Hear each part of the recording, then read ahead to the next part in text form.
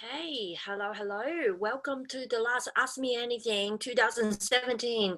So, if you haven't met me before, my name is Selena, and I am the owner of teas.com.au along with my husband Peter. And also, I do coaching for small businesses as well.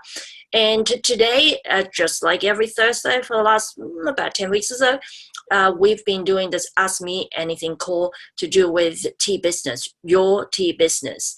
And we have been getting this amazing support from people who are from all around the world, not just in Australia, even though I'm based in Australia. There are other guys around the world. Want to give you a quick shout out that, thank you for your support. I know sometimes you may not be able to join us live, but we love you nonetheless. And of course, if this conversation we have here is valuable to you and you want me to continue to do that in 2018, I'm happy to do that. In fact, I've been thinking about a closed Facebook group that where we can really exchange ideas and tips and tricks for tea business seller. So it's going to be something that probably it will be, along with some kind of paid training program, because what I have personally found is often when you're just, let me turn that off and switch this off too. What I've found is that when you have a chance to actually, just bounce ideas around with other people, you get this tremendous input. It's a bit like if you imagine I'm a monkey and I'm talking to a dog. We have kind of different concept of the earth, and even though there will be things that we may not agree with, there will be also things that we agree on. Like some concepts such as what is food and what is not, and things like that. So in that way, it's really good. Like sometimes I talk to people who are very focused on money, and it's not me, but then you also get a glimpse of how they work the numbers out, especially if they're able to express that, for someone who's non-numbery, non-money type people.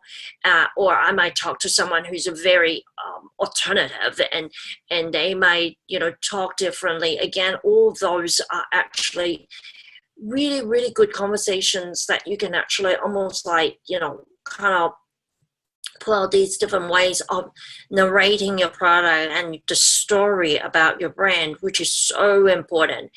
And it leads to the conversation and the topic that was requested by Susie the other day. She was saying that, look, it's a busy marketplace, whether you are selling tea or T-shirts, shoes, whatever, right? I mean, nowadays they're just full of options, and Amazon has just landed in Australia, started trading, which also mean that there are more and more opportunities for anyone to choose from, a huge amount of options.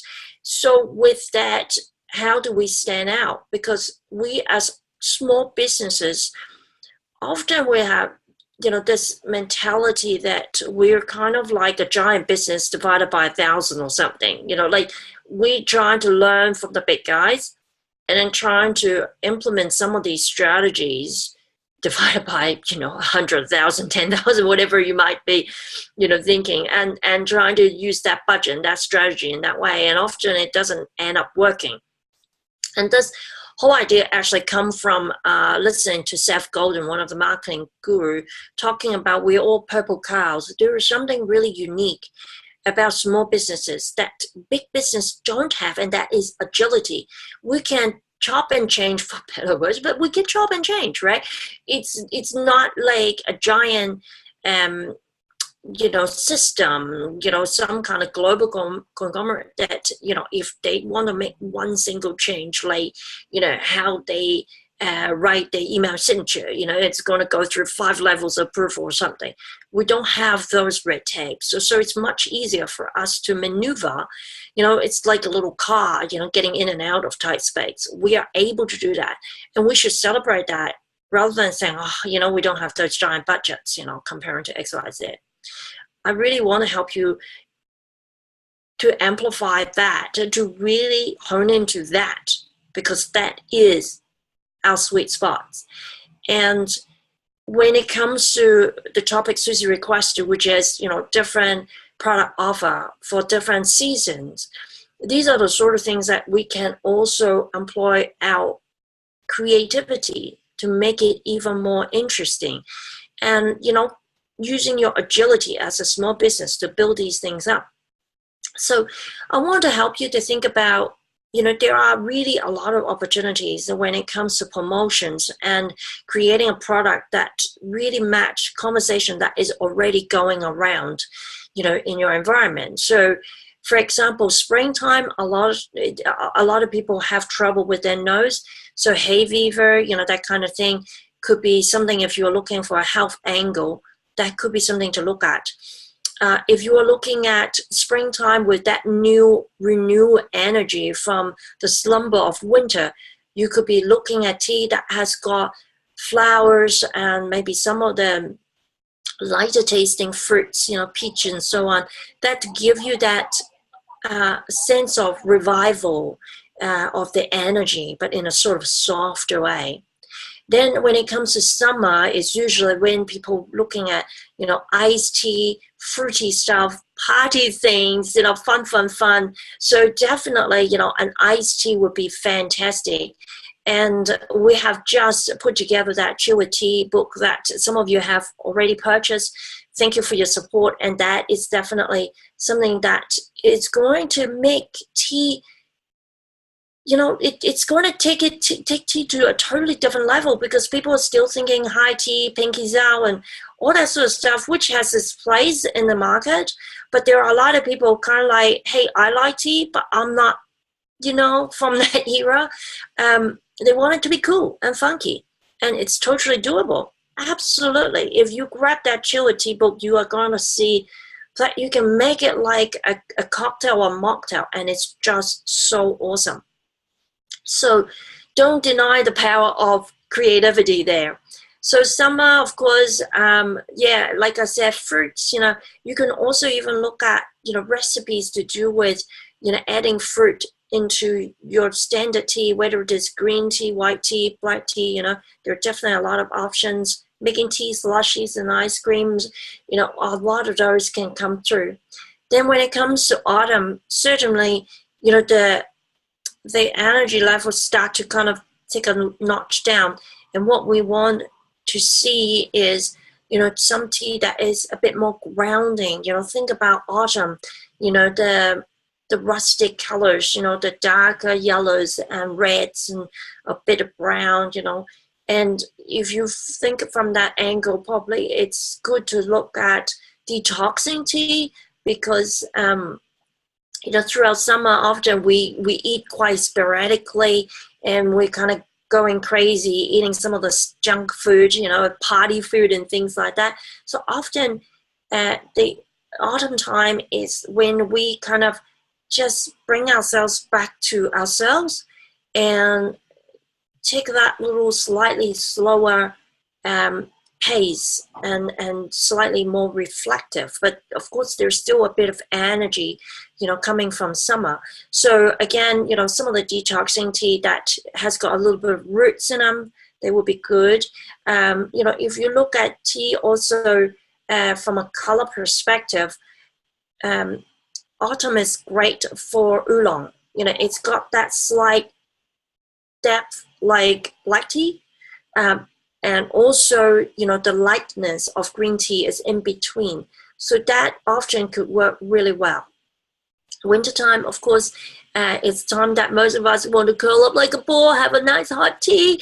And that's also the time that usually the more classic tea would sell well, like English breakfast and Earl Grey, the stuff that goes with milk, Coca Haven, caramel cream, that sort of stuff. And also it's a time that people feel the kind of lack of energy because of all this kind of hibernation kind of mode going on. So you might want to look at energizing tea, something that really, heat up the body and circulation, like chai, like, spicy blends, and also digestion. Often it's a time that we eat a lot of, really doughy stuff. So digestion can really help, with a bit of a help for the, what am I saying? the digestion needs a bit of help, right? So again, oolong tea, perhaps even the darker versions like the sui xin, the dai hong po, some of those, the pu'er, the deeper types, the ripe fermentation ones. Black tea we talked about as well. So even the color is sort of indicating the depth, and it's a time that people kind of go in and sort of do a bit of inner reflection, especially towards the end of the year as well. So really good to actually look at some really nice grounding, deep color tea. Those are fantastic. And, from a flavor perspective, like I said before, creamy chocolate, creamy, with dairy, like your English breakfast and things like that. Those are really good as well. So that would be kind of the general flow of my recommendation for different seasons, different tea for different season. I like to also suggest you to look at different events, like Mother's Day, Easter. A lot of those are possibly, it's just a matter of getting, your mind switch on to plucking out those little elements that you can actually use to build a story. And I have done a lot of coaching on that with a lot of guys, because often we kind of just focus, very much on how we've been marketed, by great marketers out there. Like, Easter, you're supposed to eat chocolate eggs, or, Christmas pudding, or even the Santa that we know, nowadays, most people, when you even ask kids, what does Santa look like? Big chubby guy, red suit, with the white fluff around, big white beard and so on. It's actually a commercially made image by Coca-Cola many decades ago. And, most times that's just it. We ourselves are also absorbing all these marketing scheme that's been thrown at us without even realizing. And the fact is, you could be also, become the creator of some of these marketing. But yeah, you definitely need to, if you haven't been doing it, you will need to warm up your body. It's just like a muscle. You have to practice. And that's what I teach a lot with my, the clients that I coach, because it's not something that everyone knows how to do. So absolutely, if you need to get some help on that, just, wave in front of me, drop me an email at sales@teas.com.au, and we'll be happy to, book in a free strategy session, and then, we can go from there. And so this pretty much conclude this year AMA Ask Me Anything.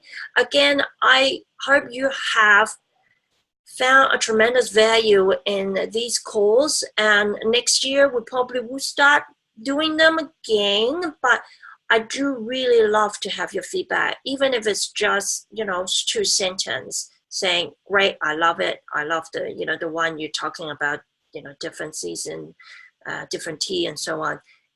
Anything that you can really give me, so I know a certain topic you need more help, or this one not going to be bothered, whatever it might be.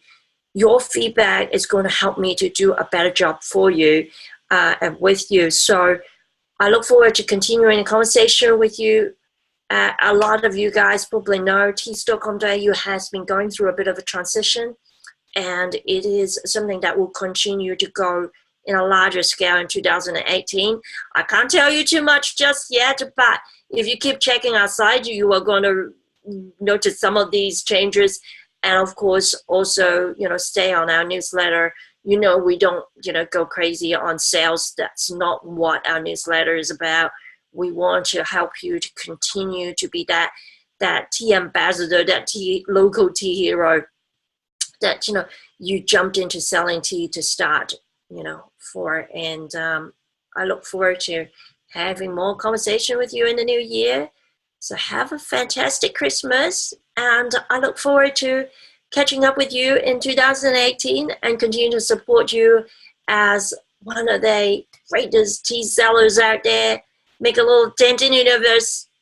The world totally need more tea drinkers, because a lot of us are just so much more relaxed, and energized at the same time.